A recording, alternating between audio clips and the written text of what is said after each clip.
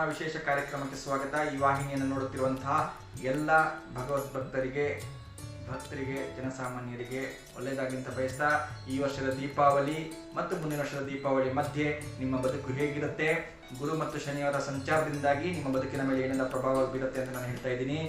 ಈಗ ನಾವು ಸಿಂಹರಾಶಿಯ ಬಗ್ಗೆ ಮಾತನಾಡೋಣ.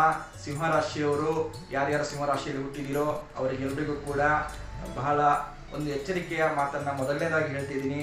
ಯಾಕೆಂತ ಹೇಳಿದ್ರೆ, ತೀವ್ರವಾದ ಆಕಸ್ಮಿಕ ವೆಚ್ಚದಿಂದ ನೀವು ಕೂಡಿಟ್ಟ ಹಣವನ್ನ ಕಳೆದುಕೊಳ್ಳುವಂತ ಸಂದರ್ಭ ಈ ಬಾರಿ ಜಾಸ್ತಿ ಆಗಿದೆ. ಯಾಕೆಂತ ಹೇಳಿದ್ರೆ, ನಿಮ್ಮ 12ನೇ ಮನೆಯಲ್ಲಿ ಗುರು ಇರೋದ್ರಿಂದ ವ್ಯಯಸ್ಥಾನದಲ್ಲಿದ್ದಾನೆ, ನಷ್ಟ ಆಗುತ್ತೆ. ಹಾಗಾಗಿ ಬಹಳ ಎಚ್ಚರಿಕೆಯಿಂದಿರಿ. ಸಿಂಹರಾಶಿಯವರ ಆರ್ಥಿಕ ಪರಿಸ್ಥಿತಿ ಈ ಬಾರಿ ನೋಡೋದಾದ್ರೆ, ಹೆಚ್ಚು ಖರ್ಚು ಅಥವಾ ಆಕಸ್ಮಿಕ ವೆಚ್ಚಗಳಿಗೆ ಈ ಬಾರಿ ಗುರು ದಾರಿ ಮಾಡಿಕೊಡ್ತಾನೆ. ಬಹಳ ಹುಷಾರಾಗಿರಿ. ಆದ್ರೆ ಒಂದು ಹೇಳ್ತೀನಿ, ನಿಮಗೆ ಅವಕಾಶಗಳು ಸಿಗ್ತವೆ, ಅಪರ್ಚುನಿಟೀಸ್ ಸಡನ್ ಆಗಿ ಎಲ್ಲಾದ್ರೂ ನಿಮಗೆ ಅಪರ್ಚುನಿಟೀಸ್ ಬಂದ್ಬಿಡ್ತವೆ. ಹೊಸ ಕೆಲಸ ಮಾಡುವಂಥದ್ದು, ಹೊಸ ಇನ್ವೆಸ್ಟ್ ಮಾಡುವಂಥದ್ದು, ಇಂಥ ಅವಕಾಶಗಳು ಬಂದರೆ ಬಹಳ ಜಾಗರೂಕವಾಗಿರಿ. ನಿಮ್ಮ ಮಹಾದಶೆ ಮತ್ತು ಭುಕ್ತಿಯನ್ನು ನೋಡಿಕೊಂಡು ನಿಮ್ಮ ಜಾತಕವನ್ನು ಪರಿಶೀಲಿಸಿಕೊಂಡು ಇನ್ವೆಸ್ಟ್ ಮಾಡಲಿಕ್ಕೆ ಹೊರಡಿ. ಇಲ್ಲ ಅಂತಾದರೆ ಬಹಳಷ್ಟು ಖರ್ಚು ವೆಚ್ಚಗಳಿಗೆ ನಷ್ಟಗಳಿಗೆ ದಾರಿಯಾಗುತ್ತೆ.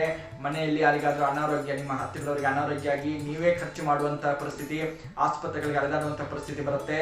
ಅಥವಾ ಯಾವುದಾದ್ರೂ ಅಪಘಾತ ಅಪಾಯಗಳಿಗೆ ನೀವು ಗುರಿಯಾಗಿ ಅಲ್ಲೂ ಕೂಡ ನಿಮಗೆ ಕಷ್ಟ ನಷ್ಟಗಳು ಬರುವಂಥ ಸಂದರ್ಭ ಜಾಸ್ತಿ ಇರುತ್ತೆ. ಹಾಗಾಗಿ ಬಹಳ ಹುಷಾರಾಗಿ ನಿಮ್ಮ ಮನೆಯವರ ಒಂದು ಬೆಂಬಲವನ್ನು ಹೆಚ್ಚಾಗಿ ಪಡೆದುಕೊಳ್ಳಿ. ಅವರ ಜೊತೆಗೆ ಸಂಪರ್ಕದಲ್ಲಿದ್ದುಕೊಂಡು ಅವರ ಮೂಲಕ ನಿಮಗೆ ದಾರಿದೀಪವನ್ನ ಪಡೆದುಕೊಳ್ಳಿ. ಇಲ್ಲಾಂತಿದ್ರೆ ಸಮಸ್ಯೆ ಆಗುತ್ತೆ. ಇನ್ನು ಉದ್ಯೋಗದ ವಿಚಾರಕ್ಕೆ ಬಂದ್ರೆ, ನೀವು ಈಗ ಯಾವ ಉದ್ಯೋಗವನ್ನು ಮಾಡ್ತೀರೋ ಅದರಲ್ಲೇ ಮುಂದುವರಿರಿ. ಇನ್ನೊಂದು ವರ್ಷ ಉದ್ಯೋಗವನ್ನ ಬದಲಾಯಿಸುವಂತ ಕೆಲಸಕ್ಕೆ ಕೈ ಹಾಕಬೇಡಿ. ಸ್ವಲ್ಪ ಹೆಚ್ಚು ಕಮ್ಮಿ ಆದ್ರೂ ಕೂಡ ಕೋಪ ತಾಪಗಳನ್ನ ಬಿಟ್ಟು ತಾಳ್ಮೆಯಿಂದ ವ್ಯವಹಾರ ಮಾಡಿ. ನೀವು ಉದ್ಯೋಗ ಮಾಡುವಂತಹ ಸಹೋದ್ಯೋಗಿಗಳಾಗಿರ್ಬೋದು, ಬಾಸ್ ಇರ್ಬೋದು ಅಥವಾ ಮಾಲೀಕರಾಗಿರ್ಬೋದು, ಎಲ್ಲರ ಜೊತೆ ಒಂದು ನಯ ವಿನಯದಿಂದ ನಡ್ಕೊಂಡು ಆದಷ್ಟು ಅಡ್ಜಸ್ಟ್ಮೆಂಟ್ ನಲ್ಲಿ ಹೋದ್ರೆ ನಿಮಗೆ ಉದ್ಯೋಗದಲ್ಲಿ ಕೂಡ ಸಮಸ್ಯೆ ಆಗಲಿಕ್ಕೆ ಸಾಧ್ಯ ಇಲ್ಲ. ಒಂದು ವೇಳೆ ನೀವು ದುರಹಂಕಾರದಿಂದ ವರ್ತಿಸಿದ್ರೆ, ನಿಮ್ಮಲ್ಲಿ ಆ ಸಿಂಹರಾಶಿಯವರಿಗೆ ಸ್ವಲ್ಪ ಆ ಒಂದು ಪ್ರವೃತ್ತಿ ಇರುತ್ತೆ. ಸಿಂಹ ಅಂದ್ರೆ ಕೋಪಿಷ್ಟ, ಗರ್ವಿಷ್ಟ. ಹಾಗಾಗಿ ಅವರಿಗೆ ಒಂದು ಪ್ರವೃತ್ತಿ ಇರುತ್ತೆ, ಜನ್ಮಜಾತ ಪ್ರವೃತ್ತಿ, ಸ್ವಲ್ಪ ದುರಹಂಕಾರ ಅಂತ ಹೇಳ್ಬೋದು. ಅಥವಾ ಅದನ್ನ ನೀವು ಸೆಲ್ಫ್ ಕಾನ್ಫಿಡೆನ್ಸ್ ಅಂತ ಹೇಳ್ಬೋದು. ಆದ್ರೆ ಆ ಸೆಲ್ಫ್ ಕಾನ್ಫಿಡೆನ್ಸ್ ಅನ್ನ ಮೀರಿದಂತಹ ಒಂದು ಓವರ್ ಕಾನ್ಫಿಡೆನ್ಸ್ ಅನ್ನ ಪ್ರದರ್ಶನ ಮಾಡಕ್ಕೆ ಹೋದ್ರೆ ಖಂಡಿತವಾಗಿ ತೊಂದರೆ ಆಗುತ್ತೆ. ಸಿಂಹರಾಶಿಯವರು ಬಹಳ ಎಚ್ಚರದಿಂದ ಇರಬೇಕು.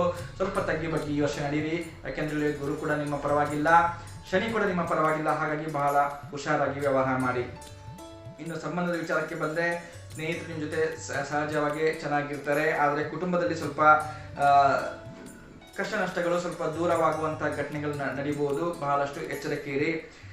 ಆರೋಗ್ಯದ ವಿಚಾರಕ್ಕೆ ಬಂದ್ರೆ, ನಿಮ್ಮ ಆರೋಗ್ಯ ಈ ಬಾರಿ ಬಹಳಷ್ಟು ದುರ್ಬಲವಾಗಿರುತ್ತೆ. ಮುಖ್ಯವಾಗಿ ಬೆನ್ನು ನೋವು, ಬೆನ್ನು ಹುರಿ ಇಂಥ ಸಮಸ್ಯೆಗಳಿಗೆ ಕಾರಣವಾಗಬಹುದು.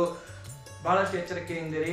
ಹೆಚ್ಚಿನ ಶ್ರಮದಾಯಕ ದೈಹಿಕ ಶ್ರಮವನ್ನು ಬೇಡುವಂತಹ ಕೆಲಸಗಳು ಮಾಡುವಾಗ ಬಹಳಷ್ಟು ಹುಷಾರಾಗಿರಿ.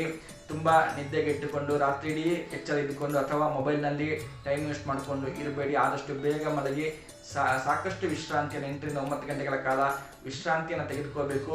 ಬೆಳಗ್ಗೆ ಬ್ರಾಹ್ಮಿ ಮುಹೂರ್ತದಲ್ಲಿ ಎದ್ದು ಸ್ವಲ್ಪ ಜಪತಪಗಳನ್ನು ಮಾಡಿ ಯೋಗಾಭ್ಯಾಸಗಳನ್ನು ಮಾಡುವ ಮೂಲಕ ನಿಮ್ಮ ದೈಹಿಕ ಆರೋಗ್ಯವನ್ನು ಕಾಪಾಡಿಕೊಳ್ಳಿಕ್ಕೆ ಇದು ನೆರವಾಗುತ್ತೆ. ಹಾಗಾಗಿ ಈ ವರ್ಷ ಸಿಂಹರಾಶಿಯವರು ಬಹಳಷ್ಟು ಗಮನ ಇಟ್ಕೊಳ್ಳಿ. ನಿಮ್ಮ ಬೆನ್ನು ಹುರಿ, ಬೆನ್ನು ಮೂಲೆ ಈ ವಿಚಾರಗಳಿಗೆ ಸಂಬಂಧಪಟ್ಟಂತೆ ಬಹಳ ಎಚ್ಚರಿಕೆಯಿಂದಿರಿ. ಎಲ್ಲಿ ಕೂಡ ಕಸರತ್ತು ಮಾಡಲಿಕ್ಕೆ ತುಂಬ ಚೆನ್ನಾಗಿರುತ್ತೆ. ನನಗೆಲ್ಲ ಮಾಡಕ್ಕೆ ಬರುತ್ತೆ, ನಾನು ಅದನ್ನ ಮಾಡ್ತೀನಿ, ಇಲ್ಲಿ ಹಾರ್ತೀನಿ, ಎಗರಾಡ್ತೀನಿ ಅಂತೆಲ್ಲ ಇರುತ್ತೆ. ಅವನ್ನ ದಯವಿಟ್ಟು ಈ ವರ್ಷ ದೂರ ಇಡಿ. ಇಷ್ಟು ವರ್ಷ ನೀವು ತೋರಿಸಿದಂಥ ಪೌರುಷವನ್ನ ಈ ವರ್ಷ ತೋರ್ಸಕ್ಕೆ ಹೋಗ್ಬೇಡಿ. ಟೈಮ್ ಚೆನ್ನಾಗಿಲ್ಲ, ಬಹಳ ಎಚ್ಚರಿಕೆಯಿರಿ. ಸೂರ್ಯನ ಉಪಾಸನೆಯನ್ನು ಮಾಡಿ, ಸೂರ್ಯ ನಮಸ್ಕಾರವನ್ನು ಮಾಡಿ. ಹಾಗೆ ಯಾರ್ಯಾರಿಗೆ ಸ್ವಲ್ಪ ಸ್ವಭಾವದ ಕೋಪ ಜಾಸ್ತಿ ಇದೆಯೋ ಅವರು ನರಸಿಂಹಸ್ವಾಮಿಯ ಅಷ್ಟೋತ್ತರವನ್ನು ಪಠನ ಮಾಡ್ಕೊಳ್ಳಿ ಡೈಲಿ. ಅಥವಾ ಶನಿವಾರ ಆದರೂ ಅದನ್ನು ಮಾಡಿ. ಲಕ್ಷ್ಮೀ ನರಸಿಂಹಸ್ವಾಮಿ ದೇವಸ್ಥಾನಕ್ಕೆ ಹೋಗಿ, ಅಥವಾ ಉಗ್ರ ನರಸಿಂಹಸ್ವಾಮಿ ದೇವಸ್ಥಾನಕ್ಕೆ ಹೋಗ್ಬಿಟ್ಟು, ಯೋಗ ನರಸಿಂಹಸ್ವಾಮಿ ದೇವಸ್ಥಾನಕ್ಕೆ ಹೋಗ್ಬಿಟ್ಟು ಅಲ್ಲಿಂದ ವರವನ್ನು ಪಡೆದುಕೊಳ್ಳಿ. ದೇವರ ಹತ್ರ ಹೇಳಿ, ನನ್ನ ಕೋಪ ತಾಪವನ್ನು ಕಡಿಮೆ ಮಾಡಿ ಪ್ರಭುವೆ, ನಾನು ನಿನಗೆ ಶರಣಾಗಿದ್ದೀನಿ ಅಂತ ಹೇಳಿ ನಿಮ್ಮ ಬಾಯಿಂದ ಒಳ್ಳೆ ಮಾತುಗಳು ಬರುವಂತಾಗಲಿ ಅಂತ ಹಾರೈಸ್ತಾ ಈ ಕಾರ್ಯಕ್ರಮ ಮುಗಿಸ್ತಾ ಇದ್ದೀನಿ. ನಮಸ್ಕಾರ.